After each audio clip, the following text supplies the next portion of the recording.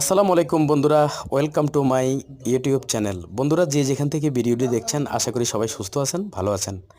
বন্ধুরা, পুরো ভিডিওটি না দেখে কোনো কমেন্ট করবেন না। বন্ধুরা, এখানে দেখতেছেন কিছু মৌমাছি মধু আহরণ করতেছে।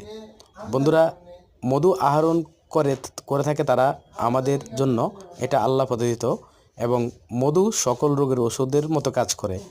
বন্ধুরা, এই মধুগুলো যখন মৌমাছি আহরণ করে আমাদের কাছে দেয়, তখন আমরা এটার সাথে বিভিন্ন কেমিক্যাল ইউজ করে বা সুগার ইউজ করে এটাকে ভেজাল করে থাকি। বন্ধুরা, এই কাজগুলি যারা করেন এবং তাদের এই জিনিসটা হয়তো জানা নেই যে এই মধুটা কোনো নবজাতক বা দুনিয়াতে যখন কোনো অতিথি আসে, যাদের ঘরে সন্তানাদি আছে, তারা নতুন কোনো অতিথি আসে, তারা তাদের মুখে দুনিয়াতে আসার পরে এক ফোঁটা মধু দিয়ে তাদেরকে স্বাগত জানানো হয়। বন্ধুরা, এই ভেজাল প্রেরিত মধুরা যদি তাদের মুখে দেওয়া হয়, তাহলে তারা জন্মের পরপরই ভেজাল খেয়ে তাদের জীবনটা শুরু করলো। বন্ধুরা, আমি আশা করব যারা মধুর ব্যবসা করেন, মধুর বিজনেস করেন, আশা করি এই ভেজাল থেকে বেরিয়ে হয়ে আসবেন। আজ আপনার বাচ্চা খাবে, কাল আমার বাচ্চা খাবে বা আমরা খাবো।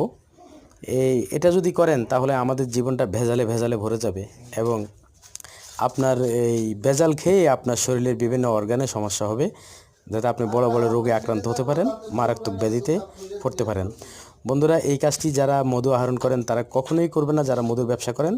ধন্যবাদ, সবাই ভালো থাকবেন। আসসালামু আলাইকুম।